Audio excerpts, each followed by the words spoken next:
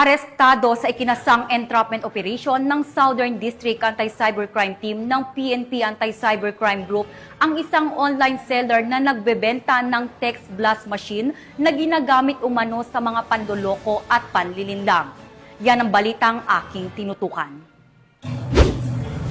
Basahan mo.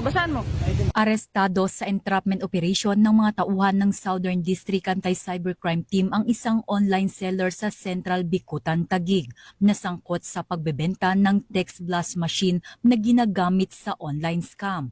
Nasabat mula sa suspect ang 11 unit ng text blast machine na galing sa mga nagsarang Pogo Hub. Sa isinagawang cyber patrolling ng mga otoridad, inaalok ng suspect ang bawat unit ng text blaster sa halagang 25,000 pesos hanggang 30,000 pesos. Dahil sa naturang iligal na aktibidad, nahaharap ngayon ang suspect sa reklamong paglabag sa Republic Act 3846 o ang Philippine Radio Control Law na may kaugnayan sa Cybercrime Prevention Act. Ito yung dating yung mga text blaster machine na ginagamit sa Pogo operation before. At nung nagsara sila, yung isang online seller ay nagkakakuha rin ng paraan para magnegosyo. At ito ang kanyang binibenta ng text blaster machine.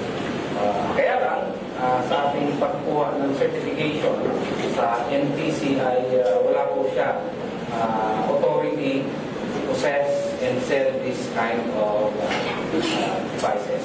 Mula dito sa Campo Crame, ako ang inyong PNN correspondent, Patrolwoman Mary Grace Artizuela, nagbabalita para sa Police News Network, alagad ng batas, tagataguyod ng balitang pulis.